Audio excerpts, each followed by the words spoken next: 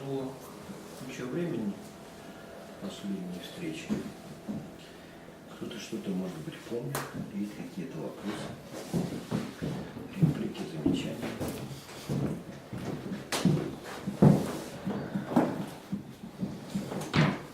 Нет?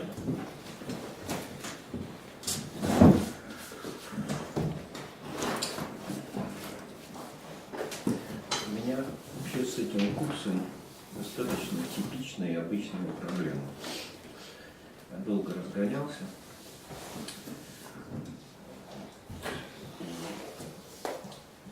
Переход, собственно, к индивидуальности, практичной категоричности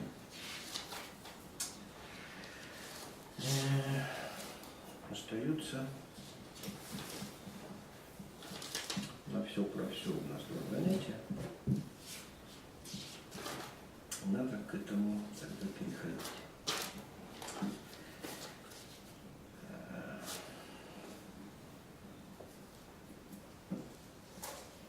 Придется делать это как-то очень быстро, проскакивая целый ряд,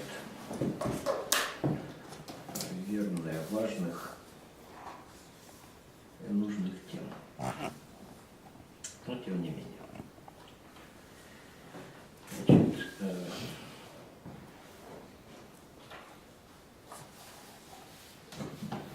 мы с вами до сих пор работали или обсуждали какие-то, как у нас принято говорить, досочные темы. То есть схемы, идеи, концепты, понятия. Пытались выработать отношение к этим досочным вещам. И я постоянно делал какие-то отсылки к тому, чем это все должно заканчиваться. То есть к индивидуальности и практичной категоричности. И сейчас вот этот вот достаточно обычный, типичный вопрос для каждой лекции, которую я задаю. Есть ли вопросы, реплики, замечания? И не всегда, но очень часто этот вопрос в начале лекции остается без ответа. Тогда возникает вопрос другого порядка. А что остается от этой досочной работы? Вот что вы из этого всего получили или не получили, но, скажем, упустили возможность получить, или этого нельзя было получить и так далее. При всем при том, что некоторые из вас проходили весь курс, на все лекции почти приходили. Вот и сегодня пришли. С какой целью и зачем вы сюда ходили?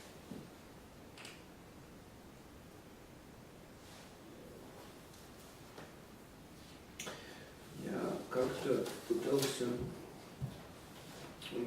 тоже как бы досочным образом или в понятиях и категориях отвечать на этот вопрос по принципу.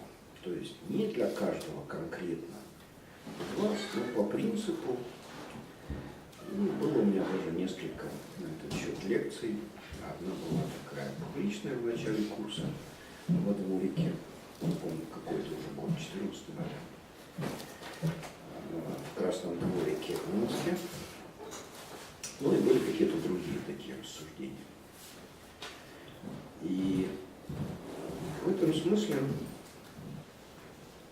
я попробую сейчас вот как бы на этот вопрос пытаться ответить.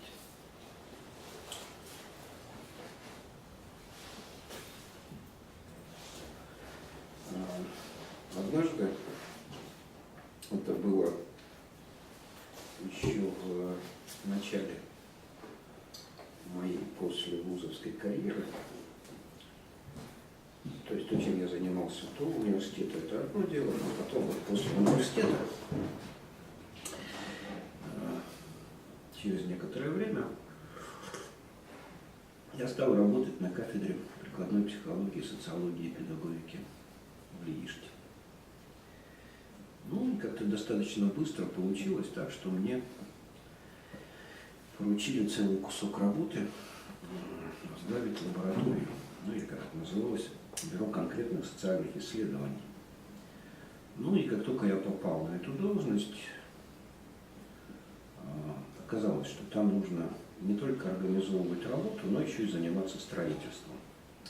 Нужно было строить такое универсальное помещение, нам выделили, для разного рода наших практических и прикладных работ, занятий.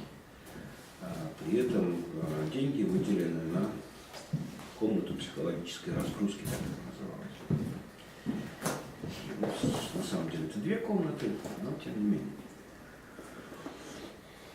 И вот нужно было, с одной стороны, освоить средства, выделенные на это строительство, а с другой стороны, организовать всю кафедру на то, чтобы сделать это таким образом, чтобы нам можно было там заниматься всеми многообразными работами, которыми мы занимаемся. Ну, меня все страшно бесило по неопытности, особенно. Как к этому относятся коллеги по кафедре, как не удается согласовать и ввести в один проект все там пожелания, чаяния, мечты и так далее. Ну и несколько раз я порывался это все бросить.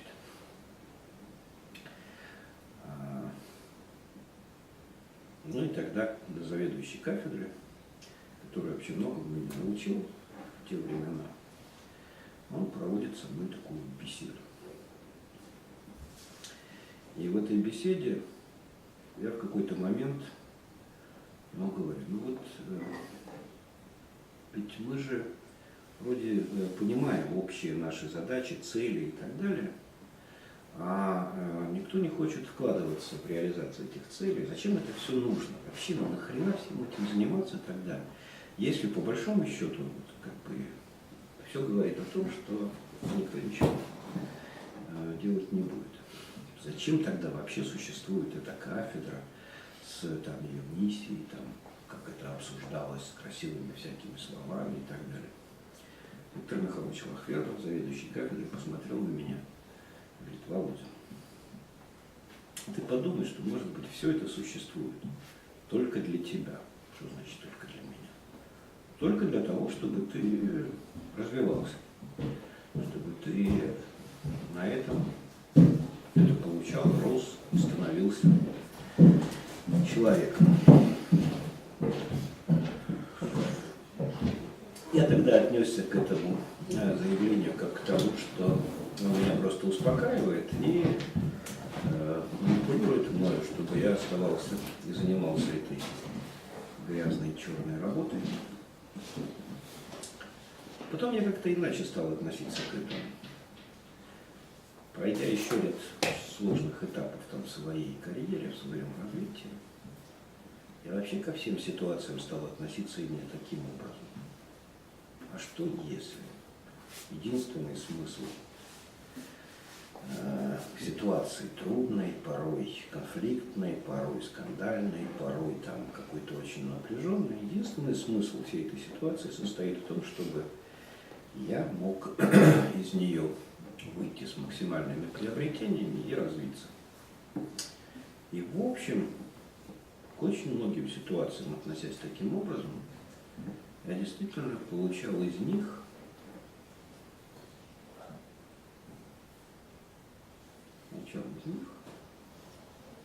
гораздо больше, чем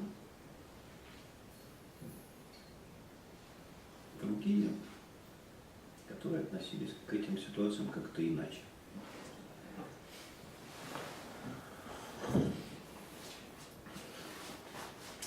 Это одна ситуация. И вот это вот как бы резюме этой ситуации. А вдруг все ситуации существуют для того, чтобы некий участник этой ситуации развивался и получал от нее максимум для будущего. Второй случай, который тоже надо упомянуть,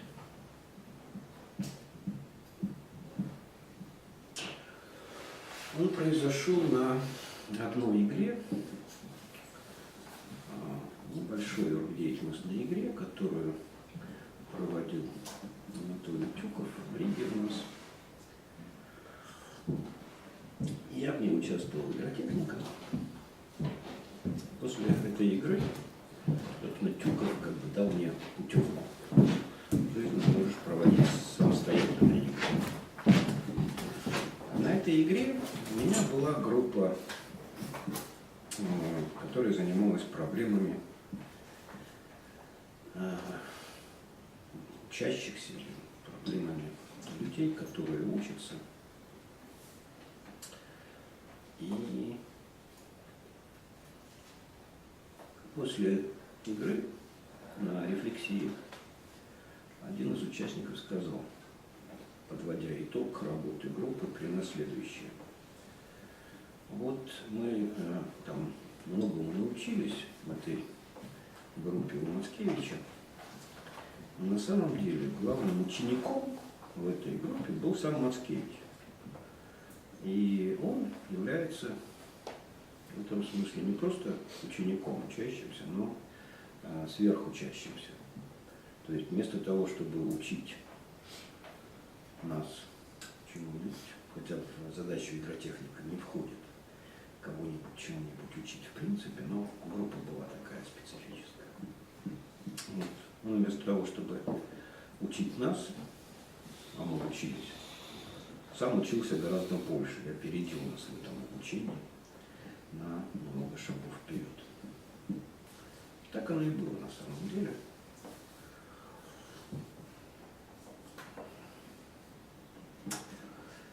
И вот такое отношение, два таких уже отношения, да? Все ситуации существуют для того, чтобы я, как главный участник всех этих ситуаций, а я являюсь главным участником всех этих ситуаций.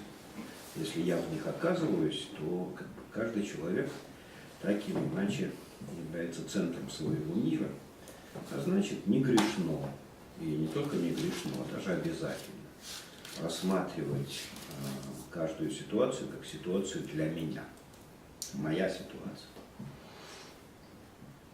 Любая. Кем бы вы там ни были. Начальником, главным или там, пятое колесо в телеге. Второе. Никто не может гарантировать успех любой деятельности, решения любой задачи. Человек предполагает, а Бог располагает. Поэтому у каждого из нас в жизни встречаются успехи, неуспехи, достижения, неудачи. Но независимо от того, достигнута или не достигнута поставленная цель, поскольку не всегда в наших руках находится, вот то, чего вы можете вынести из любой ситуации, это научиться. Научиться, независимо от того, победа была достигнута или поражение, достигнута цель или вас постигла неудача. Вы можете научиться. Но может быть все иначе. Иначе, неважно как, но иначе. То есть вы не рассматриваете ситуацию как ситуацию для себя. Не рассматривайте себя главным действующим лицом в этой ситуации. Ну и, соответственно, не рассматривая себя главным действующим лицом в этой ситуации, а рассматривая всю ситуацию как чью-то, не вашу, вы принимаете цели, установки этой ситуации как внешние, как чужие. И тогда для вас совершенно иначе выглядят победы и поражения, достижения или неудачи. Это абстрактные победы и абстрактные неудачи, абстрактные достижения и абстрактные поражения. Чьи-то, не ваши. А раз не ваши, то вы, в общем, минимум выносите из этого для себя. Минимум учитесь. А вот чему мы можем учиться во всех этих ситуациях?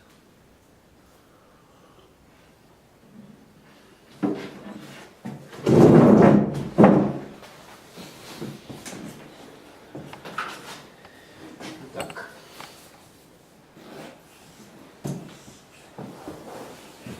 Я упрощаю целый ряд наших рассуждений до какой-то такой простейшей схемы, которая должна стать своего рода завершением нашего курса.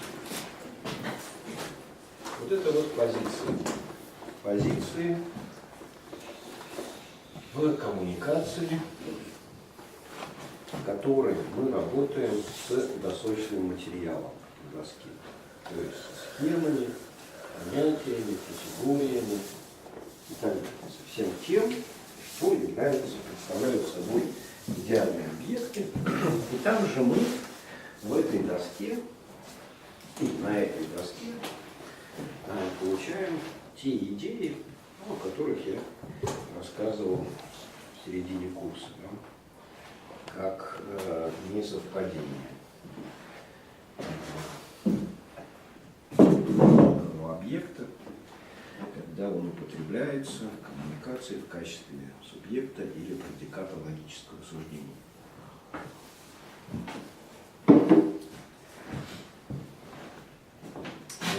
То есть мы работаем с схемами, понятиями, категориями, ну и мы рождаем некоторым образом здесь какие-то идеи. И поскольку мы в коммуникации работаем на доске, и это есть коллективное мышление, на доске мы работаем, соотнося между собой то, что есть в нашем сознании, или то, чем мы оперируем в нашем сознании, что является, в общем, непредставимым для другого, но, будучи обобщенным через вынесение на доску, через вынесение в коммуникацию, в разговор, становится общим или всеобщим. Нет никаких личных, индивидуальных, частных понятий.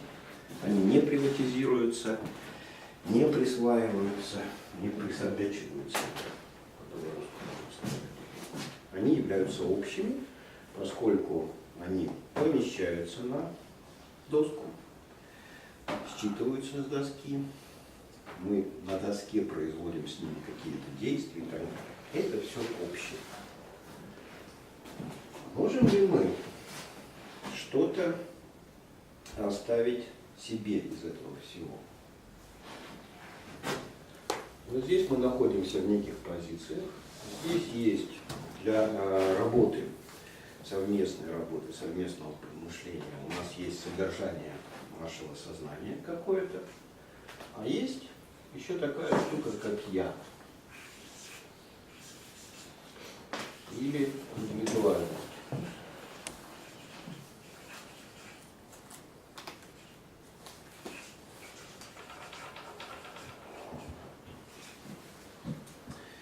И вот эта вот совместная работа людей, находящихся в коммуникативных позициях, может собираться в качестве всеобщего на этой самой доске. Те, что на доске появляется, рождается или туда привносится, все могут пользоваться в равной степени, и все обладают равными правами на это. Есть еще одна штука, которая появляется в результате этой деятельности, и которое как-то соотносится с этим всеобщим. Это я. Я и то, чем я отличаюсь от любого, кто мог бы входить в эту работу, занимать эти позиции и так далее. Я, наверное, не очень правильно рисую, но вот, скажем, вырежем вот эту часть. Вырежем вот эту часть и соотнесем позицию. Ну, например, раз уж я заговорил про я, ну, вот как бы я сейчас перед вами нахожусь в некой позиции. Я якобы преподаватель, якобы там знающий чего-то, чего не знаете вы. Я там дополнительно организатор летучего университета, еще чего-то такое и так далее. И все вот это вот на мне каким-то образом собрано. Но является ли все вот это мной?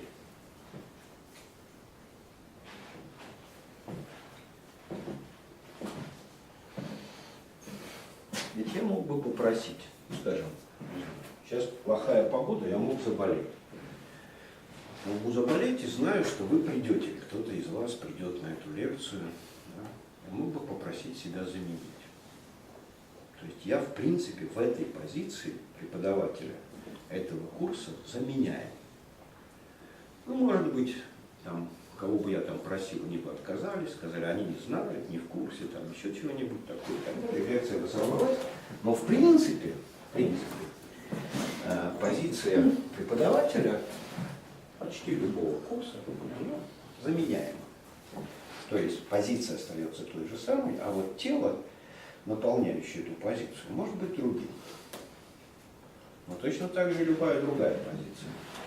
И организатор летучего университета, там, и философа, и методолога, и так далее. Если есть некая коммуникативная, деятельностная ситуация, в ней есть те или иные позиции, то наполнение этих позиций переменно. Тогда, значит, если я перед вами преподаватель, философ, методолог, организатор летучего университета, там, и так далее, да, то вот это все можно перечислить. Эти позиции можно описать, эти позиции можно нормировать. А что есть я тогда?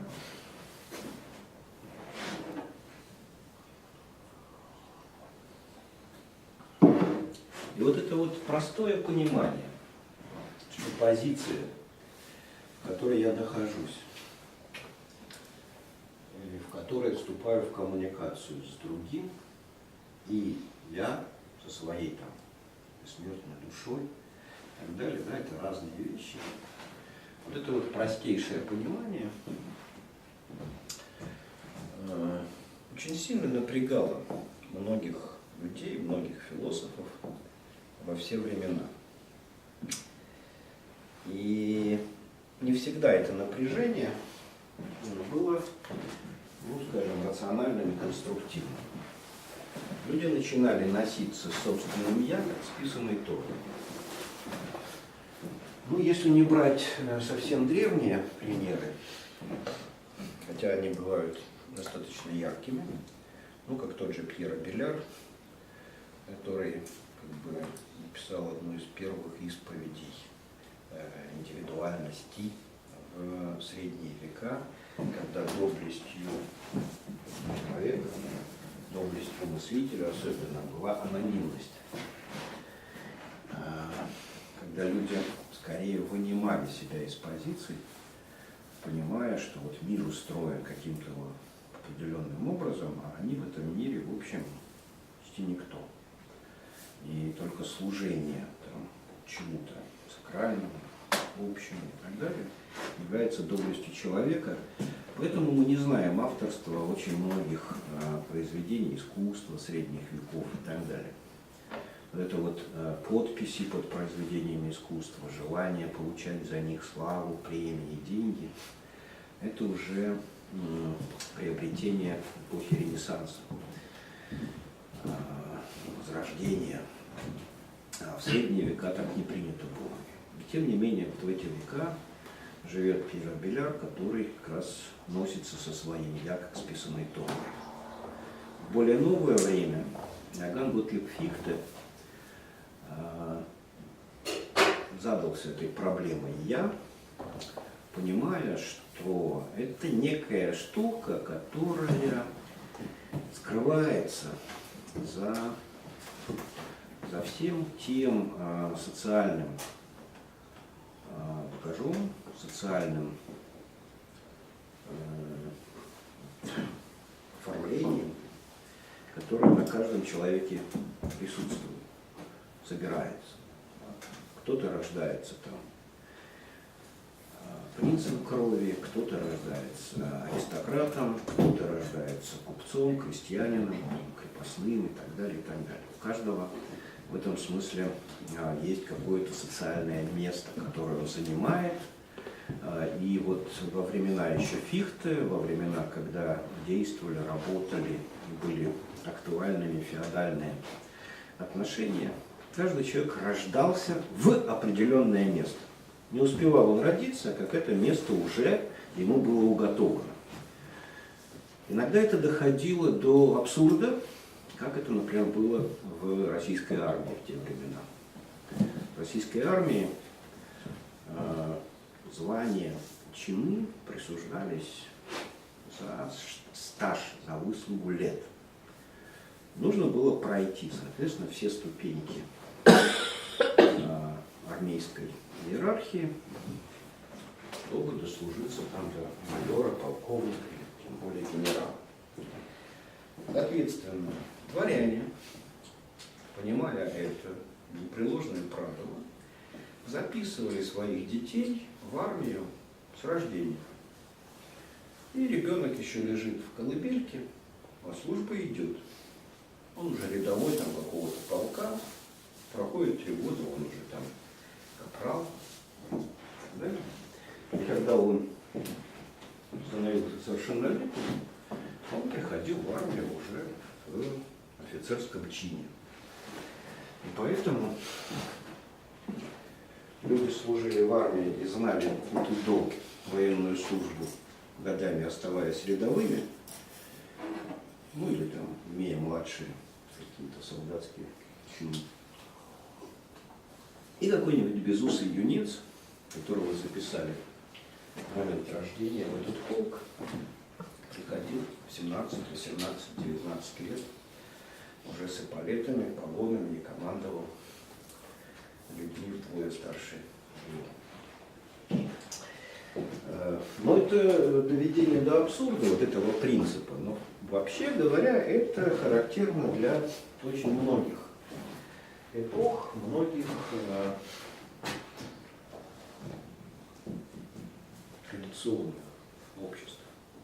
Вот когда в Советском Союзе после бурных революционных лет решили вернуть назад традиционное общество, в анкеты ввели графу происхождения. И каждый человек, заполняя анкету, получая паспорт, поступая в университет, должен был записываться, из кого он. Если в царской России писали там, из крестьян, из мещан, из дворян там, и так далее, то в Советском Союзе писали из служащих, из рабочих и крестьян. Было ровно 3 категории, в которые можно было себя записать. При этом все понимали, что существуют еще какие-то категории, но они там редкие, даже поповичи. Священники были при советской власти, но записать себя поповичем или там, происходящим из семьи священнослужителей было невозможно, потому что все люди делились ровно на 3 сословия. Рабочие, крестьяне и служащие. Если мама счетовод в колхозе, а папа конюх, то у человека возникала проблема или возможность записаться либо служащим, либо крестьянином по происхождению. Точно так же, если мама русская, а папа татарин, человек, в принципе, мог выбрать себе национальность. Ну и все. Выбор ограничивался вот какими-то такими вещами. возможности для самоопределения оставались, но в общем не такие значительные. Так вот, если мне предуготовано от рождения какое-то место, я понимаю, что, занимая это место, я не похож на других людей, которые занимают это место. Чем же являюсь я? И вот это я со времен Фихте не давало покоя разным мыслителям, философам, психологам и так далее. Я упомяну несколько попыток такого типа рассуждений. Причем не по хронологии, а несколько в разнобой, ну, потому что они после Фихте очень по-разному созревали, что ли, да? Был, например, такой немецкий философ Шпрангер, который абсолютизировал я человеческое до единственности существования. У него даже книжка так называлась «Единственный и его собственный». Это когда я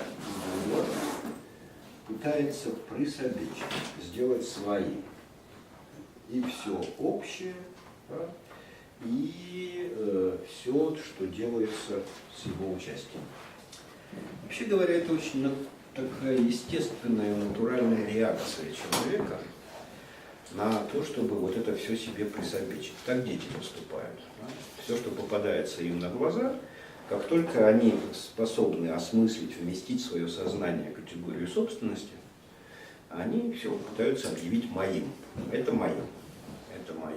И так далее. Вопрос правовых отношений при вступлении вот в эту собственность, объявление чего-то моим, у маленького ребенка не встает, поэтому любое посягательство на то, что он считает это мое, вызывает целый ряд всяких негативных реакций. От простой попытки защитить это с кулаками в руках до истерики и так далее. Вот эту вот естественную способность, свойство естественное человека присобачивать все всеобщее и делать это своим, долгое время эксплуатировали, что ли, там разные науки. Ну, например, скажем, еще Гумбольдт, изучая или создавая современную грамматику, современное языкознание, говорит, что не человек овладевает языком, а язык овладевает человеком. Да? Если перевести это выражение рассуждения в разряд собственности или отношения собственности, да, то получается, что то, чем мы владеем, кажется, владеем язык, это не наше. Слова, которые мы произносим, это не наши. Потому что те же самые слова может произносить другой человек. Но мы считаем это своим. Наивно, как дети малые, которые только-только еще осваивают этот вот принцип собственности. Мы считаем своими идеи, знания и все, что, в общем, как бы мы можем прокручивать в своей голове.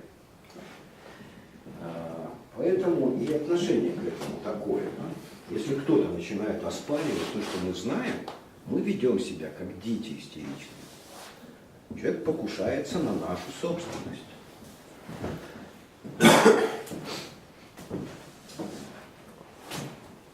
Так как это не наша собственность.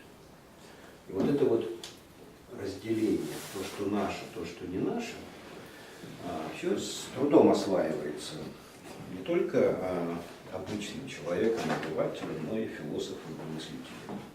Следующий, кого в этом плане стоило бы упомянуть, это, наверное, Уильям Джеймс, американский психолог, философ, который попытался по-своему подойти к этому вопросу и разобраться с тем, что такое «я». И он объединил в понятии «я» 3 английских местоимения. I, me, my. То есть я, мне и мое.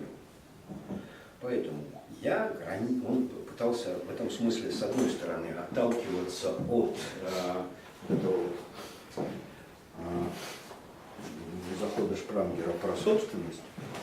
То есть я это то, на что я отвечаю как я, не по позиции, а как я.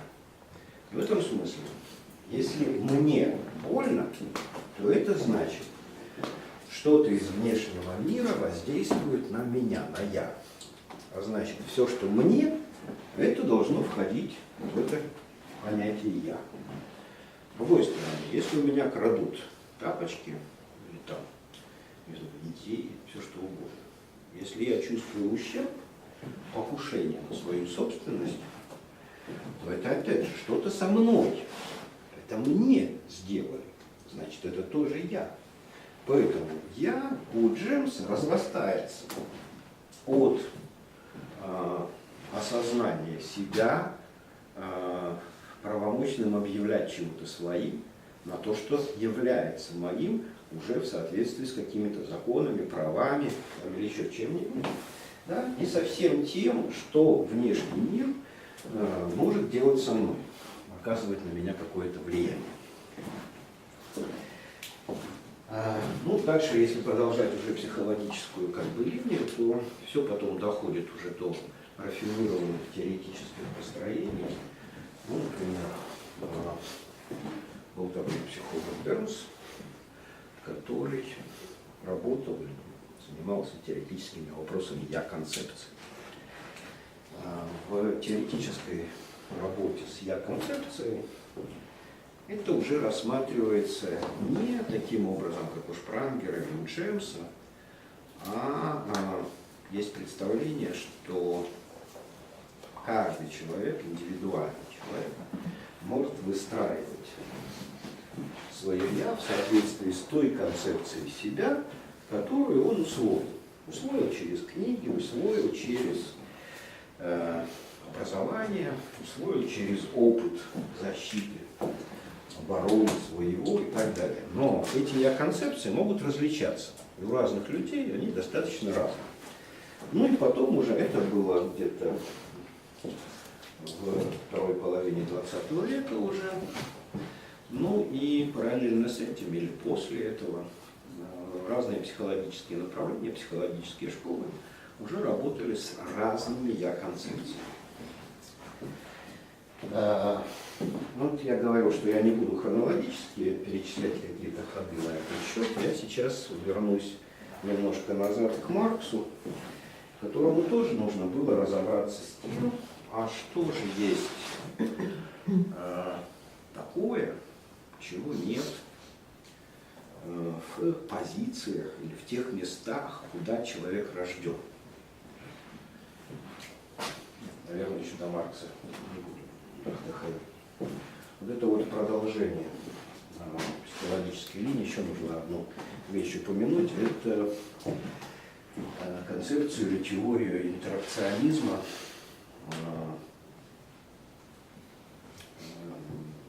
Джеймс Миден. Джеймс, по-моему, назвали. Потом еще была у него дочь Маргарет Мид, прорабатывающая эту концепцию. Концепция интеракционизма, эта концепция строится на понятии роли. То есть, ну, опять же, очень старый, еще художественный образ шекспировских времен, тянущийся, что человек – это исполнитель разных ролей в жизненном таком театре. Весь мир театра, и люди в нем актеры, и каждый играет ту или иную роль. Сама по себе эта идея тоже не принадлежит Шекспиру, она восходит еще к латинским временам древнеримских юристов, которым нужно было каким-то образом категоризировать правосубъектность человека, независимо от его, собственно, бессмертной души, что ли, да? И эта правосубъектность любого человека определялась или как личность. Личность по латыни персона, а само понятие персоны взято было из древнегреческого театра. Это маска, маска, которая характерна или характеризует своим внешним видом ту или иную роль, которую актер играет в театре. В древнегреческом театре, а потом и в римском отчасти, но только отчасти там немножко другая была уже манера. Люди играли персонажей не своим лицом, а персонажи это были маски. Маски, роли. Ну и вот потом эта роль, персон, личность дальше перешла в язык. Ну и вот ко временам начала 20 века, к МИДу, представление о ролях, которые мы все играем, было уже, наверное, общим местом. Ну и тогда МИД понимал человека, его «я», как сумму или набор тех ролей, которые человек играет, или которые у него есть по жизни. То есть я могу быть, скажем, взрослым мужчиной, отцом или холостяком, священником, военным или еще что-нибудь. И вот перечисляя то, кто я есть в ролях, которые я исполняю, я тем самым как бы характеризую себя. Остается ли что-нибудь за пределами этих ролей? Кроме суммы ролей, которые человек играет, есть что-нибудь такое, что можно назвать вот это вот «я». И в контракционизме, опять же, нет ответа на этот вопрос. Ответ на этот вопрос в большей степени был заложен в концепции личности в марксизме. А Маркс рассуждал немножко с другой стороны. Он не был очень озабочен вот этой самой проблемой «я»,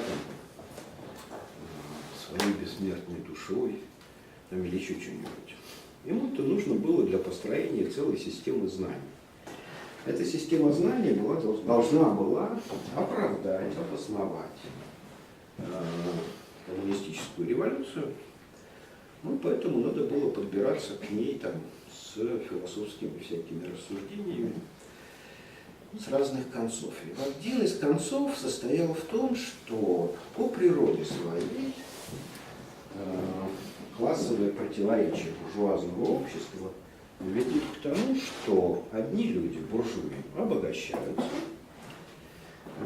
другие, эти самые рабочие, наоборот, становятся все более и более бедными. Насколько можно? Сколько можно делать их все более и более бедными? И чего у них еще можно отобрать?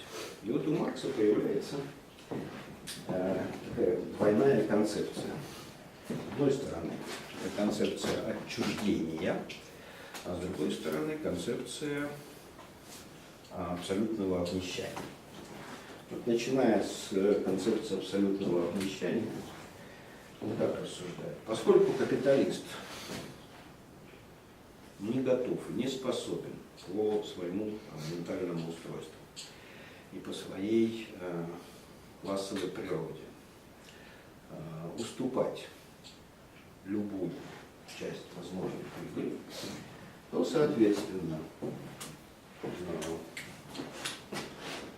развитие капитализма будет вести к тому, что те, кто не владеет капиталом, те, кто не владеет средствами производства, будут беднеть все более и более до того момента, пока на их жизнь не будет тратиться только то, что необходимо для поддержания их жизнедеятельности. Например, как это происходит с домашними животными, с домашним скотом. Не с теми домашними животными, которых мы делаем своими господами, королями, кошками и собаками, да, а тех, которых мы выращиваем на убой. Коровы, там, козы, свиньи и так далее. Вот, соответственно, если продолжать, да, эту линию с абсолютным обнищанием, то будет ли человек доведен до скотского существования? Маркс на этом месте останавливается в своем рассуждении. И останавливается таким образом. Если уж труд сделал из животного человека, из обезьяны человека, то, наверное, в принципе, отчуждение человека от труда и результатов труда может вернуть его к этому состоянию, с одной стороны, а с другой стороны, человек все-таки уже состоялся. И как состоявшийся человек, владеющий языком, вступающий в определенные отношения, пусть и очень примитивные отношения с другими людьми, он не может этого потерять. Тогда все упирается в то, в какие отношения с другими людьми он вступает. Если он не вступает ни в какие отношения, если было такое возможно, или абстрактно можно это предположить, то тогда да, его можно не свести до полностью животного состояния. А вот если он состоит в некоторых отношениях с другими людьми, то тогда, собственно, личность – это и есть совокупность этих отношений. Ну и дальше по марксизму, или марксизм уже вошло вот это вот как определение, как категория, и стало использоваться во всех учебниках и рассуждениях. Личность, то есть как обобщение возможного «я», да, потенциального «я». Личность – это ансамбль общественных отношений. Но чем отличается ансамбль общественных отношений от суммы тех ролей, которые играет человек в своей жизни в соответствии с теорией интеракционизма? И Маркс именно эту категорию употреблял, ансамбль отношений общественных. Ансамбль в данном случае надо понимать как системное качество, как эмерджентность. Если вы помните, я вам рассказывал про то, что мышление есть эмерджентное, то есть это проявляется как эмерджентное свойство в коллективной работе. Поэтому мышление – вещь коллективная. Так вот, личность по Марксу – это тоже категория эмерджентная.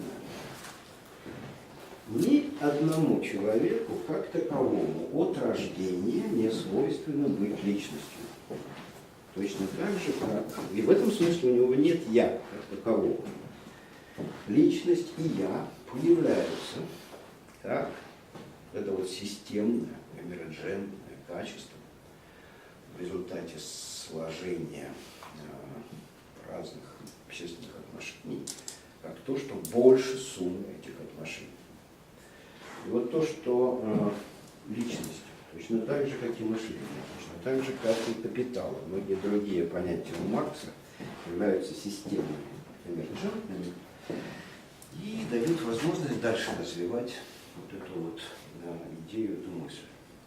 Ну и уже в советской психологии профессора Ананьева была такая вот системная штучка, системная табличка, в которой размещались разные ипостаси, эмерджентные ипостаси человека. Он насчитывал их 4, а именно личность, индивидуальность, индивид и субъект деятельности. И требовал не путать эти 4 части между собой. То есть личность – это тот самый ансамбль общественных отношений.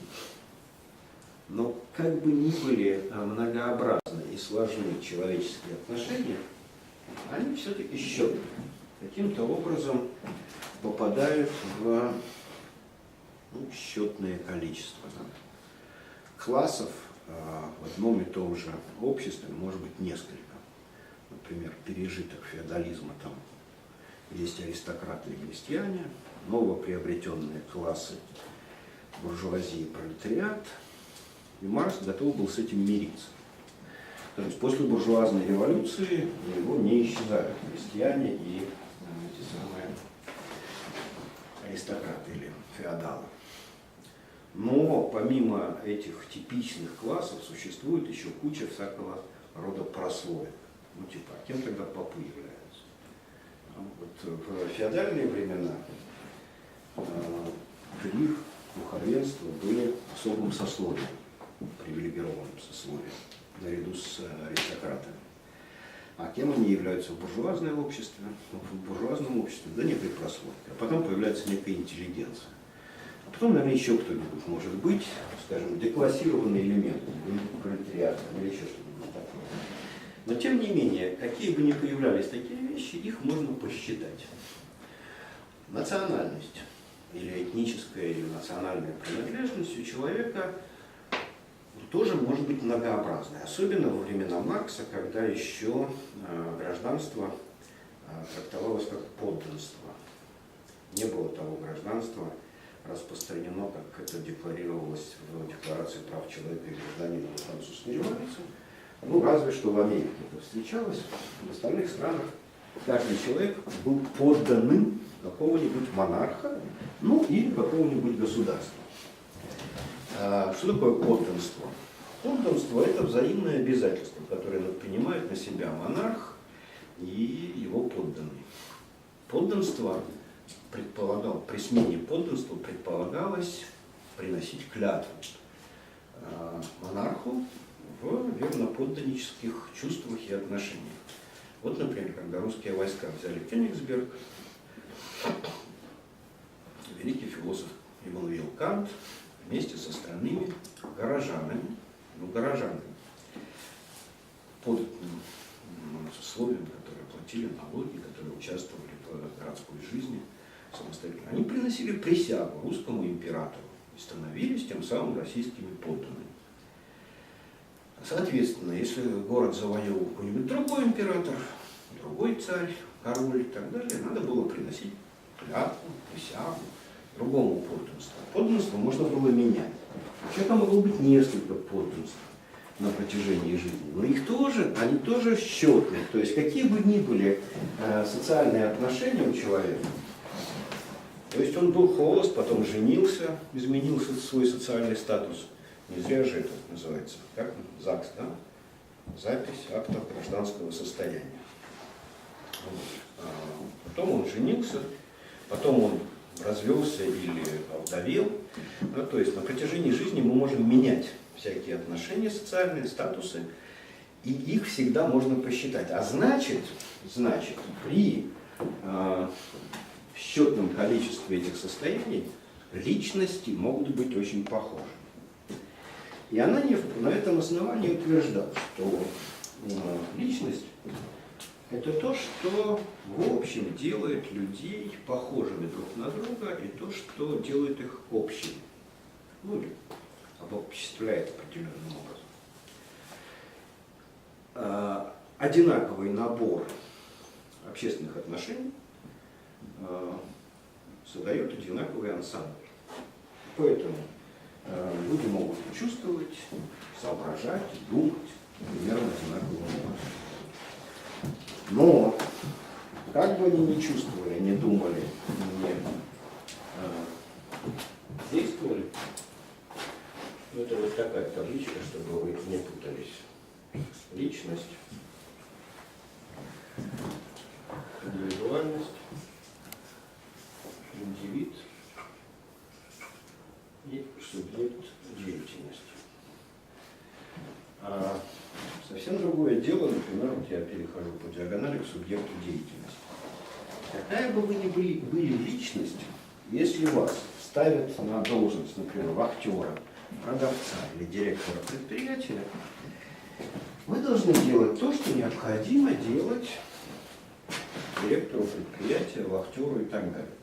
То есть, становясь субъектом деятельности, человек осваивает, а потом реализует определенные нормы этой деятельности, и все ваши личные предпочтения, любовь, нелюбовь, чувства и так далее должны быть в этом месте отодвинуты на второй план как-нибудь. Если не забыты, то отодвинуты на второй план. Индивид. Индивид – это то, что нам осталось от животного.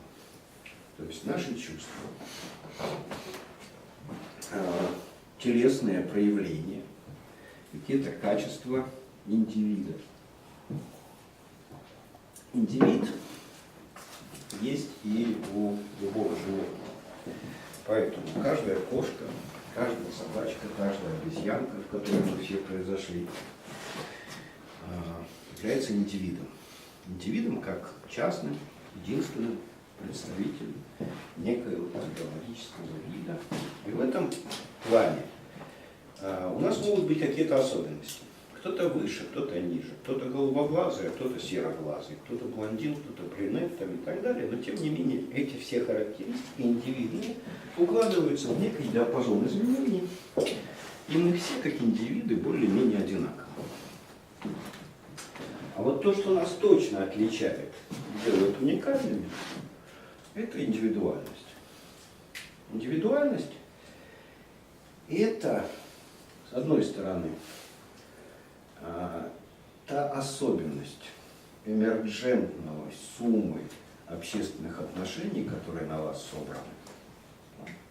То есть даже при одинаковом наборе общественных отношений, которые вы можете вспомнить про себя. Тем не менее, два человека, на которых они заданы, будут немножко отличаться друг от друга, и вот это отличие можно считать уже индивидуальностью. К индивидуальности Ананьев относил и индивидные особенности. То есть кошки бывают серые, черные, белые, трехцветные. Разные узоры у трехцветных кошек тоже индивидуальные. Нет двух похожих, скажем, кошек. У нас, несмотря на то, что, как и индивиды, все мы имеем по 5 пальцев от рождения на обеих руках, отпечатки у этих пальцев, линии, хиромантия нас друг от друга отличают. Это тоже входит в индивидуальность определенным образом. И так называемый индивидуальный способ деятельности. То есть, когда вы директор предприятия или вахтер, от вас требуется выполнение одних и тех же процедур, операций, принятие решений там, и так далее. Вы действуете по нормам, но эти нормы вы можете исполнять с определенными индивидуальными особенностями. Поэтому одни лучше справляются с должностными инструкциями и обязанностями, другие хуже с ними справляются. И это объясняется вот этим самым индивидуальным стилем деятельности. Но и это еще не покрывает индивидуальность. Индивидуальность, с одной стороны, уникальность, то есть это то, что делает каждого человека не похожим друг на друга. А с другой стороны, это преемственность или сохранение идентичности. Это то, что позволяет нам сохранять собственное «я» при всех изменениях наших статусов, должностей и так далее, и так далее. Вы помните, я не помню, точнее, я не помню уже. Я вам рассказывал про раба, да? Как говорящее орудие, да? Вот представляете себе, что, скажем, человек в древние времена жил свободно, потом попадает в плен, его продают в рабство. Проданный в рабство человек может стать перед фактом, что хозяин, говорящий на другом языке, будет его называть иначе. То есть данное от рождения имя становится недействительным, вам дают какое-то другое имя. И это имя вы не вправе отменить там, или еще что-нибудь. Вы являетесь полностью собственностью хозяина, вы не хозяин самому себе. Не хозяин самому себе, и как вы к этому относитесь? Если у вас сохраняется идентичность самого себя, у вас непременно, с железной необходимостью, должен быть протест, восстание, буза и так далее. Вы не можете смириться с этим состоянием. Но оказывается, люди легко, ну как легко, при определенных условиях, тем не менее, принимают смену идентичности. Вот женщин тренируют, наверное, я не знаю, как с девочками обходятся, но когда они, выходя замуж, меняют фамилию, да, я, в общем, с трудом себе представляю, как это возможно. Если только у меня нет какого-то коварного замысла, да, спрятаться от старых общественных отношений и поменять внешность, фамилию и так далее. Но у женщин это происходит почти как обязательный момент при смене социального статуса, да, или актов гражданского состояния. Но вот это вот сохранение собственной идентичности, когда мы перестаем быть похожими сами на себя. Ну, каким образом перестаем быть похожими сами на себя? Общественные отношения могут быть пересобраны на человеке. Индивидуальные качества меняются с взрослением. Ни у кого из вас нету тех коротеньких ножек, пухленьких ручек, молочных зубиков, что там еще, большой головы на теле, да, как это было в младенчестве, но тем не менее, когда вам показывают вашу младенческую фотографию, вы говорите, это я. Да? Ничего общего не имея с тем, что вы сегодня собой представляете. То есть индивидуальные качества меняются с возрастом, и мы, тем не менее, знаем, что я когда-то был карапузом, ходившим пешком под стол, а то и вообще не ходившим, но ползавшим. Да? И теперь, когда у меня выпадают волосья, зубья и все прочее, это тот же я, как ни странно. Субъект деятельности. Меня могут уволить с моей должности. Со мной может случиться там, болезнь Паркинсона, я забуду нахрен все, чему меня учили, не буду способен выполнять профессиональные нормы. Но я все равно сохраняю свою идентичность. Я, и будучи на вершине, например, карьеры, и потеряв карьерные возможности, это все равно я. Став алкоголиком, бомжом, я остаюсь тем же самым. Вот это вот свойство, способность сохранять идентичность, это вторая, кроме уникальности, да, составная часть индивидуальности. А что еще есть в индивидуальности? А в индивидуальности есть материал. Материал, с помощью, с которым может работать или может менять его и личность, и индивид, и субъект деятельности, если хотите. То есть в индивидуальности есть волевой, активный компонент, который способен менять все, что в вас есть. Вы не являетесь, не знаю, раз и навсегда заданной вещью. Вообще с этим очень трудно смириться человеку, вступающему в определенный тип общественных отношений. Вот, знаете, сейчас флешмоб прокатился по интернету. Я горжусь тем, что я белорус. Как можно гордиться тем, чего вы не сделали? Я горжусь тем, что я мужчина. С какой стати я могу гордиться тем, чего я не выбирал, что не является делом моих рук и так далее.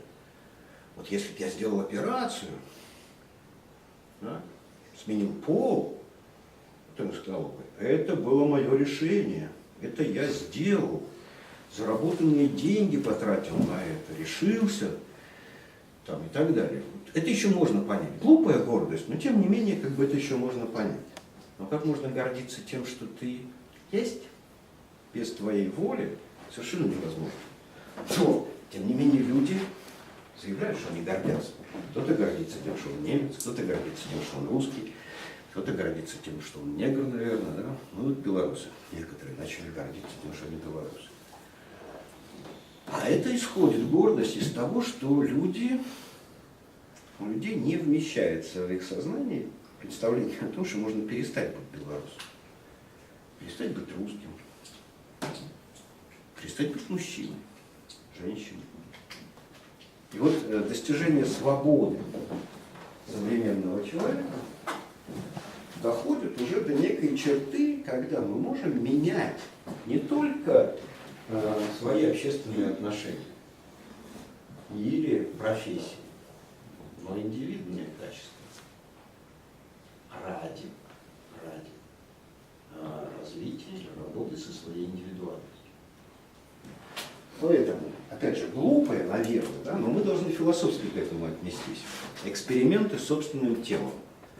Это и массовое увлечение тату, пирсингом, пластическими всякими операциями, сменами пола, самоопределением в половых ролях, которых уже 5, по-моему, насчитывается, и так далее. Да? Опять же, мы можем по-разному к этому относиться в каждом конкретном случае. И сами, и к тем, кто это делает. Но вот в философском отношении мы понимаем, это эпоха максимально свободной работы людей со своей индивидуальностью. Мы с ней делаем, что хотим. Вот в феодальном обществе людям трудно было представить, вообще невозможно было представить, да, смену своего социального статуса.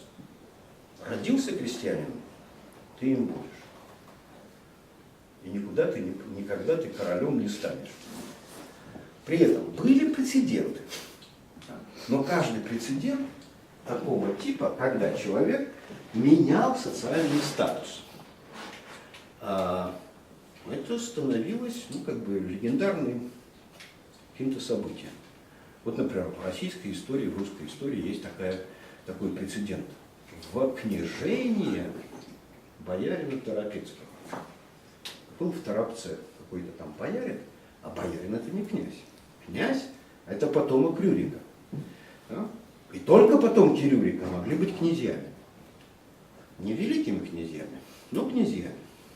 Великим князем там надо было уже отдельная вещь. Но князем мог быть только потомок Рюрика. Правда потомок, придуманное потомство, неважно. Но главное, что каким-то образом узаконенное, подтвержденное. А вот бояре, они должны были служить князьям. И вдруг в Твери воцаряется боярин. Беспрецедентный случай. Или Роберт Брюс. Роберт Брюс, ставший шотландским королем, до того, будучи просто вождем одного из кланов шотландских. Но он победил в ряде битв, добился статуса, и в принципе средневековые люди готовы были смириться с тем, что вот с помощью оружия человек меняет свой социальный статус. Также королем стал, например, Генрих I Тюдор, Генрих VII Тюдор, который не должен был быть королем.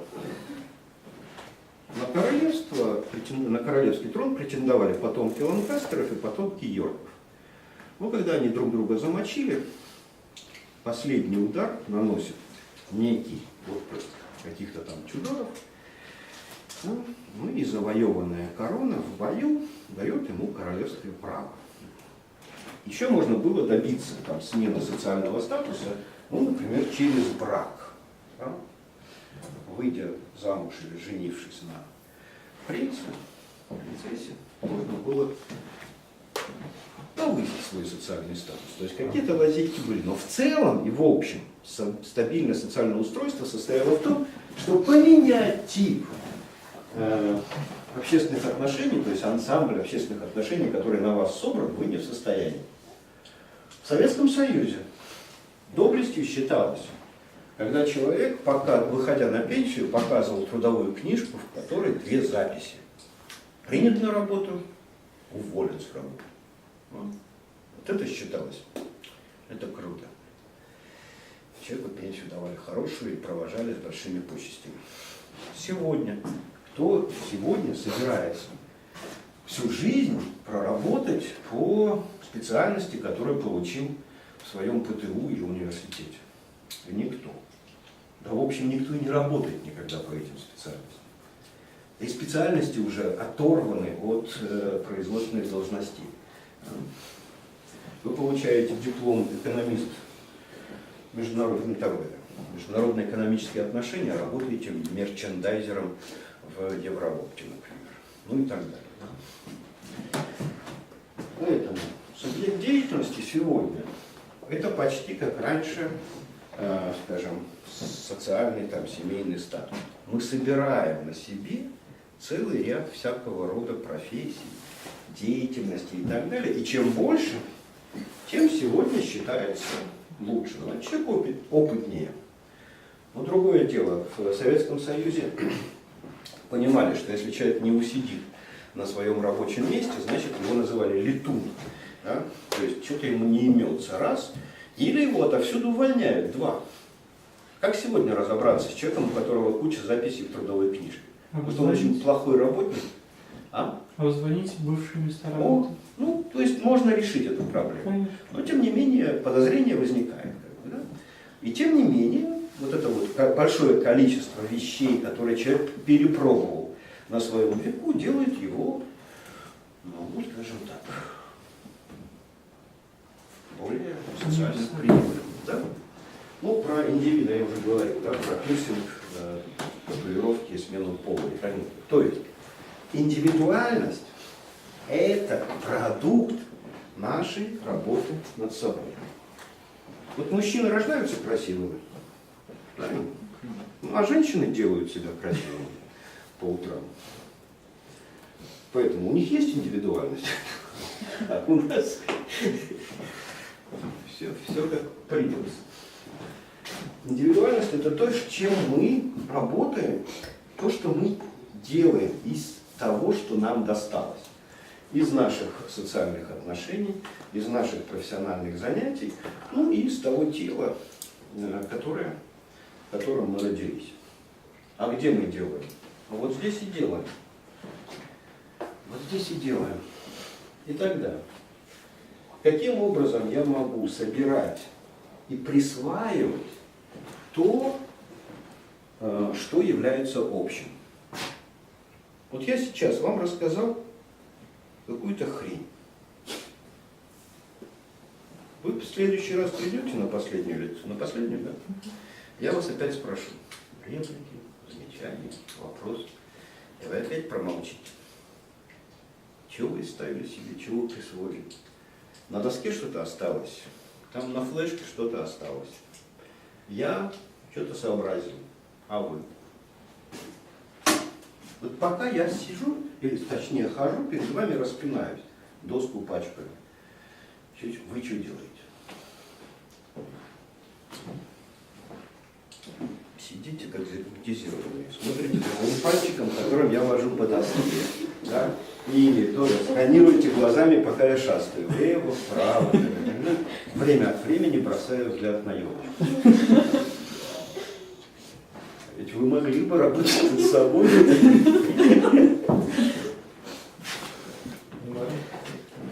Да, тут к себе могу сказать, что моя антология сейчас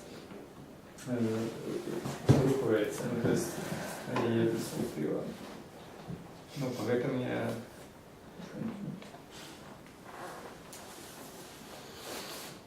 Ну, да.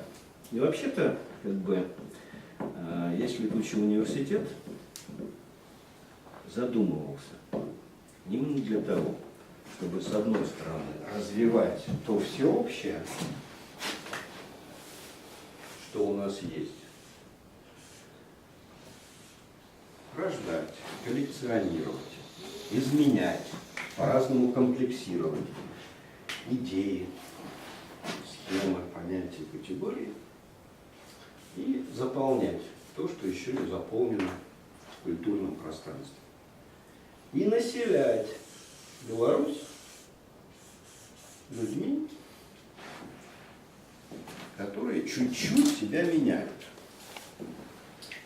В пределе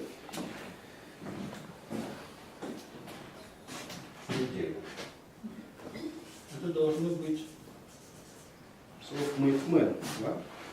То есть человек, сделавший себя сам. Не папа с мамой, не там дурацкие правила прохождение карьеры в воинских подразделениях, когда там только за выслугу лет даются там чины, а не за результаты работы и так далее. Self-made man. Человек, сделавший себя сам. Self-made woman. Неважно как. Вот это вот сделать себя сам. Одно дело сделать ребенка, это любое животное способно. Делать что-то другое.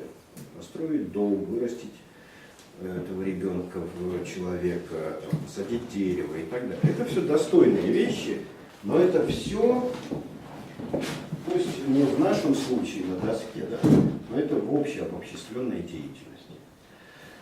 А вот над чем мы имеем волю, что точно в наших руках, это мы сами. И вот когда мы ведем с вами философские разговоры, у нас две ровно части этих философских разговоров. Два пространства приложения сил.